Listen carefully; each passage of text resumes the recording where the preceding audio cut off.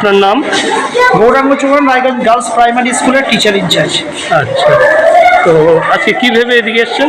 আজকে আমাদের summer project চলছে, স্কুল এডুকেশন ডিপার্টমেন্ট থেকে সামার প্রজেক্ট দিয়েছিল সেগুলো গরমের ছুটিতে সেগুলো বাচ্চারা আমাদের করে তারপরে আমাদের স্কুল থেকে সামার ক্যাম্প করা হয়েছে কুলিক ফরেস্টে, কুলিক নদীর ধারে সমস্ত গাছগুলো থেকে কুলিক নদী পাখি সম্বন্ধে আমাদের ছাত্রছাত্রীরা প্রজেক্ট করেছে সারাদিন ধরে। বিভিন্ন প্রকৃতি পাঠ আমাদের লেসনের মধ্যে রয়েছে, প্রকৃতি পাঠের বিভিন্ন জিনিস তারা যেগুলো বইয়ের পাতায় পড়তো সেগুলোকে তারা নিজের চোখে দেখে তারা বুঝতে পেরেছে, অনেক কিছু জানতে পেরেছে।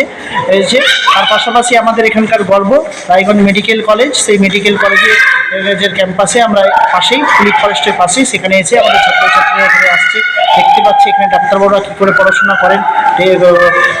বিভিন্ন অডিটোরিয়াম ঘুরছে, ডেড বডিগুলোকে বাইরে থেকেই দেখলো, তার থেকে জানতে পারলো যে কী করে তার ডাক্তারবাবুরা পড়াশোনা করে তারপরে হচ্ছে মানুষ এবং রোগীদের জন্য চিকিৎসার ব্যবস্থা করেন। সমস্ত রিসার্চ এগুলো দেখছে, জানছে এবং আগামী দিনে তারা ভালো হবে, তাদের ভবিষ্যৎ এগিয়ে যাবে, এটাই আমাদের মূল উদ্দেশ্য। কতজন ছাত্র আমাদের হচ্ছে 50 জন ছাত্র।